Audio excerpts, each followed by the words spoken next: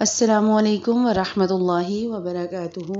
الحمد للہ رب العالمین، الصلاة والسلام علی اشرف الانبیاء والمرسلین وعلی آلہ وصحبہ اجمعین۔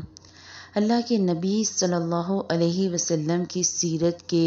بہت سے پہلوؤں کو دیکھتے ہوئے آج ہم الحمدللہ اللہ سبحانہ و تعالیٰ کی توفیق کے ساتھ آپ صلی اللہ علیہ وسلم کی زندگی کے بالکل آخری مراحل کے قریب ہیں۔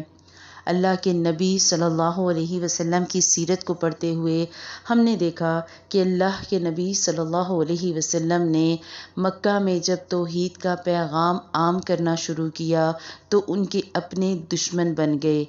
وہ وہی جس کا آغاز غار حرا میں اقرأ بسم ربک الذی خلق سے ہوا۔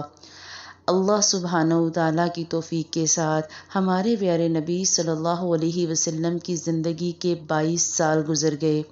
ان 22 سالوں میں آپ نے اپنوں کے بدلتے ہوئے رویوں کو بھی دیکھا، اپنوں کے بدلتے ہوئے لب و لہجے کو بھی دیکھا، اپنوں نے آپنوں کے خلاف اٹھتی تلواریں بھی دیکھیں۔ اللہ کے نبی صلی اللہ علیہ وسلم کو ان کے اپنے آبائی گھر، اپنے آبائی علاقے سے نکال دیا گیا،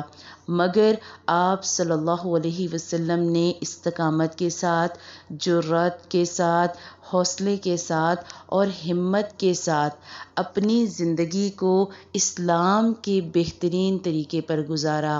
آپ صلی اللہ علیہ وسلم نے ثابت کیا کہ انسان جب ثابت قدم رہتا ہے تو اللہ سبحانہ وتعالیٰ فتوحات دکھاتے ہیں۔ ہم نے اللہ کے نبی صلی اللہ علیہ وسلم کی زندگی کی تمام جھلکیاں دیکھیں، آپ کے معاملات دیکھے، آپ کے رویے دیکھے، آپ صلی اللہ علیہ وسلم کے غزوات دیکھے، سیریا دیکھے، جنگیں پڑھیں۔ ہم نے دیکھا کہ اللہ کے نبی صلی اللہ علیہ وسلم نے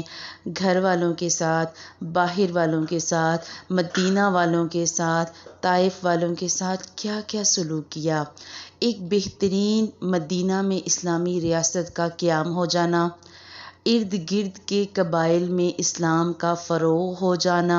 وفود کا آپ صلی اللہ علیہ وسلم کے پاس آ کر دین قبول کر لینا اور جنہوں نے قبول نہ کیا ان کا جزیہ دینا، یہ سب کچھ ثابت کر رہا تھا کہ اللہ کے نبی صلی اللہ علیہ وسلم کی زندگی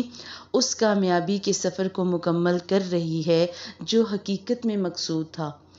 اللہ کے نبی صلی اللہ علیہ وسلم کی زندگی میں 9 ہجری میں جو حج پڑھا گیا، حضرت ابوبکر صدیق کو جب روانہ کیا گیا اور حضرت علی نے وہاں قرآن پاک کی آیات تلاوت کی جن میں مشرکین مکہ کو 4 مہینے کے اندر اندر مکہ چھوڑنے کا حکم دے دیا گیا، انہیں بتا دیا گیا کہ اس کے بعد کوئی شخص بھی برہنہ طواف نہیں کر سکے گا، ہم یہ بات پڑھ چکے۔ اہل مکہ، مشرکین مکہ، انہوں نے دین ابراہیمی کی اصل کو چھوڑ کر اس میں بہت سی ترامیم کر لی تھیں، بہت سی تبدیلیاں کر لی تھیں، اپنی مرضی کا دین بنا لیا۔ وہ لوگ ننگے کعبہ کا طواف کیا کرتے، جو لباس وہ پہن کے آتے اس لباس میں طواف کرنا وہ پسند نہ کرتے، اور وہ یہ سوچتے تھے کہ ہم جن کپڑوں میں جس لباس میں گناہ کرتے ہیں اس لباس کو پہن کر ہم اللہ کے سامنے نہیں جا سکتے۔ عبادت کے خود ساختہ طریقوں کو اختیار کر لیا انہوں نے، اور اللہ کے نبی صلی اللہ علیہ وسلم نے جہالت کے تمام طریقوں کو ختم کیا، جہالت کی تمام رسومات کو ختم کیا، اور اب سن 10 ہجری وہ وقت آ گیا جب اللہ کے نبی صلی اللہ علیہ وسلم نے خود حج کر کے دکھایا، اور وہ مجمع نظر آیا جو حقیقت میں اللہ کے نبی صلی اللہ علیہ وسلم کی آنکھوں کی تسکین کے لیے تھا۔ اللہ کے نام کے ساتھ شروع کریں گے آج کا ٹاپک، اپنی پوری کنسنٹریشن کے ساتھ سمجھیے گا۔ اللہ کے نبی صلی اللہ علیہ وسلم کی زندگی کا حاصل انہیں نظر آنا تھا، اس کا ثمرہ اللہ سبحانہ وتعالیٰ نے انہیں دکھانا تھا حج کے موقع پر، تو ہم انشاءاللہ تعالیٰ وہ بھی دیکھیں گے۔ اللہ سبحانہ وتعالیٰ ہمیں بہترین طریقے سے اس سیرت کو سمجھنے والا بنائے۔ اللہ کے نام کے ساتھ شروع کرتے ہیں۔ بسم اللہ الرحمن الرحیم۔ اللہ کے نبی صلی اللہ علیہ وسلم نے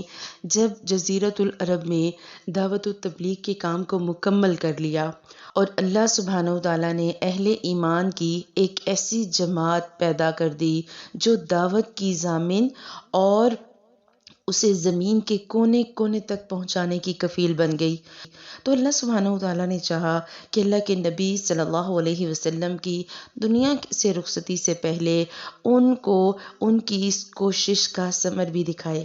لہٰذا آپ صلی اللہ علیہ وسلم کو ذوالحجہ 10 ہجری میں بیت اللہ کے حج سے مشرف فرمایا۔ اللہ کے نبی صلی اللہ علیہ وسلم صحابہ کی ایک بہترین جماعت تیار کر چکے تھے اور اس جماعت نے اسلام کے لیے وہ کام کیا۔ ہم انشاءاللہ تعالیٰ جب سیرت کے بعد صحابہ کو پڑھیں گے تو ہمیں اندازہ ہوگا کہ کیسے صحابہ نے دنیا کے کونے کونے میں اسلام کو پہنچایا اور کیسے فتوحات پر فتوحات حاصل کی۔ وہ ہوتا ہے نا کہ ایک جنریشن پودا بیج لگاتی ہے، اگلی پودا دیکھتی ہے اور اس سے اگلی پھل کھاتی ہے، تو تیسری نسل جا کے پھل کھاتی ہے۔ اور ہمیشہ دنیا میں ایسے ہی ہوتا ہے کہ جب آپ کوئی بہت بڑا کام شروع کرنا چاہتے ہیں تو سٹرگلنگ پیریڈ آتا ہے اور پہلی نسل وہ سٹرگل کرتی ہے اور دوسری نسل جو ہوتی ہے وہ سٹرگل کو مزید اچیومنٹس پہ ڈھالتی رہتی ہے، اور جو تیسری نسل ہوتی ہے ان کے لیے پھر کہا جاتا ہے کہ یہ تو سونے کا نوالا لے کر پیدا ہوئے اور ہمیشہ پھل لگنے میں وقت لگتا ہے۔ تو اللہ سبحانہ وتعالیٰ نے اپنے پیارے حبیب صلی اللہ علیہ وسلم کی محنت ان کو دکھائی کہ کیسے آپ کے یہ صحابہ، آپ کے یہ جانثار کیسے جو ہے وہ اسلام کی تبلیغ کریں گے، اور ان کے ایمان کا لیول الحمدللہ کتنا زیادہ ہے، کیسے یہ اسلام کو فروغ دیں گے، اور انہوں نے پھر ایسا کر کے بھی دکھایا۔ آپ صلی اللہ علیہ وسلم نے حج کا ارادہ فرمایا تو لوگوں میں اس کا اعلان کر دیا، لہٰذا مدینہ میں بہت سے لوگ جمع ہو گئے۔ یہاں ایک چھوٹے سے پوائنٹ کو نوٹ کریں، آپ صلی اللہ علیہ وسلم نے حج کا ارادہ کیا تو اعلان کروایا، ساتھیوں کو ساتھ لے جانے کا بھی کہا، انہیں بھی آفر دی، انہیں بھی مشورہ دیا۔ بعض دفعہ کیا ہوتا ہے کہ ہم خود تو نیکی کر رہے ہوتے ہیں بٹ ہم اس نیکی میں اوروں کو شامل نہیں کرتے، تو اللہ کے نبی صلی اللہ علیہ وسلم کی زندگی ایک ایک مرحلے پر ہمارے لیے اسوہ حسنہ ہے کہ ہم سمجھیں یہ اسوہ کیسے حسنہ بنے گا جب ہم ان پوائنٹس کو نوٹ کرتے جائیں گے۔ خود جو نیکی کا کام کریں، دوسروں کے ہاتھ پکڑ پکڑ کر ان کو ساتھ لے کر جائیں، انہیں کہیں آؤ تم کر سکتی ہو، تم بھی آؤ میرے ساتھ، ہم اکٹھے چلیں گے، ہم یہ کریں گے، ہم اکٹھا یہ کام کریں گے، دیکھو مل کے کریں گے، جلدی ہو جائے گا، اچھا ہوگا، وقت اچھا گزرے گا۔ تو بعض دفعہ ہمارا دوسروں کو ساتھ لے کر چلنا ہماری نیکیوں کو تو برقرار رکھتا ہے، بٹ ان کی نیکی کی وجہ سے اجر ہمیں ملتا ہے کہ ہم دوسروں کو ساتھ لے کر چلے۔ تو جب بھی کوئی کام کریں، اپنی بہنوں کو، اپنی سہیلیوں کو، اپنے گھر والوں کو، اپنے شوہر کو، جس کو اپنے ساتھ لے سکتے ہیں آپ اس سفر میں، وہ ضروری نہیں حج کا سفر ہو، آپ کوئی بھی اچھا کام، کوئی بھی نیکی کا کام، کوئی بھی کام اگر آپ شروع کرتی ہیں تو اس میں اگر آپ اپنوں کو ساتھ لے لیں، اپنوں کو بتا دیں، بعض دفعہ ہمارا انفارم کرنا بھی کافی ہوتا ہے نا، کئی دفعہ آپ کہیں چلے جاتے ہیں اور آپ کی بعد میں کسی رشتہ دار سے بات ہو، اچھا تم آئی تھی، مجھے بتاتی میں بھی آ جاتی، تم مجھے بتاتی میں بھی چلتی۔ تو بعض دفعہ اگلے بندے کی نیت سوچ کا ہمیں نہیں پتہ ہوتا، ہمارا انفارمیشن دے دینا کافی ہو جاتا ہے، دوسروں کو نیکی کا موقع بھی دیں، خود بھی نیکی کریں اور دوسروں کو ساتھ لے کر چلیں۔ تو انشاءاللہ آج یہ نیت کریں کہ جو کام بھی میں کروں گی ایک دفعہ میں سب کو بتا ضرور دوں گی، آگے کوئی کرے یا نہ کرے وہ اس کا مسئلہ ہے، بٹ کوشش کریں کہ نیکی کے مواقع لوگوں سے شیئر کریں، لوگوں کو بتائیں فلاں جگہ درس ہے، یا میں قرآن پڑھ رہی ہوں تم بھی قرآن پڑھو، میں حدیث پڑھ رہی ہوں تم بھی حدیث پڑھو، میں سیرت پڑھ رہی ہوں تم بھی سیرہ پڑھو، میں نے یہ نئی چیز سیکھی تم بھی پڑھو، تاکہ تم بھی اپنی نسلوں کو سنوار سکو۔ تو یہ ایک بہترین طریقہ ہے دوسروں کو اپنے ساتھ لے کر چلنے کا اور اپنی نیکیوں میں اضافہ کرنے کا۔ تو اللہ تعالیٰ ہمیں اس کی بھی توفیق عطا فرمائے انشاءاللہ تعالیٰ۔ ہفتے کے دن جبکہ ذوالقعدہ گزرنے میں 5 دن باقی تھے، یعنی 26 ذوالقعدہ کو آپ صلی اللہ علیہ وسلم نے اپنے بالوں میں کنگھی کی، تیل لگایا، تہبند پہنا، چادر اوڑھی اور ظہر کی نماز کے بعد مدینہ سے چل پڑے اور عصر پڑھنے سے پہلے ذوالحلیفہ پہنچ گئے۔ وہاں پہنچ کر 2 رکعت نماز پڑھی، پھر وہیں رات گزاری۔ صبح ہوئی تو آپ صلی اللہ علیہ وسلم نے فرمایا، آج میرے رب کی طرف سے ایک آنے والا آیا اور اس نے کہا، اس مبارک وادی میں نماز پڑھو اور کہو حج میں عمرہ ہے۔ یہ در حقیقت حج میں عمرے کی اباحت تھی، جسے اہل جاہلیت انتہائی برا سمجھتے تھے، یعنی کہ وہ سمجھتے تھے کہ جب حج کرنے آئیں گے پھر عمرہ نہیں کر سکتے، لیکن آپ صلی اللہ علیہ وسلم نے اسے جائز قرار دیا اور اس کا حکم دے دیا۔ پھر اللہ کے نبی صلی اللہ علیہ وسلم نے ظہر سے پہلے غسل کیا، سر اور بدن میں خوشبو لگائی جس میں مشک بھی تھا، پھر تہبند پہنا، چادر اوڑھی، پھر 2 رکعت نماز پڑھی اور یہ نماز ظہر کی تھی۔ پھر مصلی پر ہی حج اور عمرے کا احرام باندھا اور دونوں میں قران کیا۔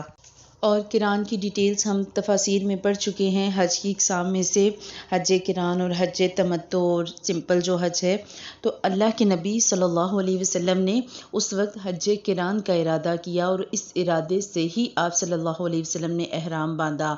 نیکسٹ ڈیٹیل انشاءاللہ تعالیٰ اگلے سیشن میں دیکھیں گے۔ اللہ سبحانہ و تعالیٰ سے دعا ہے، اللہ سبحانہ و تعالیٰ ہمیں ہمارے پیارے حبیب صلی اللہ علیہ وسلم کی سیرت سے ایک ایک عمل کا موتی چننے والا بنائے اور اس پر عمل کرنے والا بنائے۔ سبحانک اللہم و بحمدک نشہد ان لا الہ الا انت نستغفرک و نتوب الیک۔ السلام علیکم ورحمۃ اللہ وبرکاتہ۔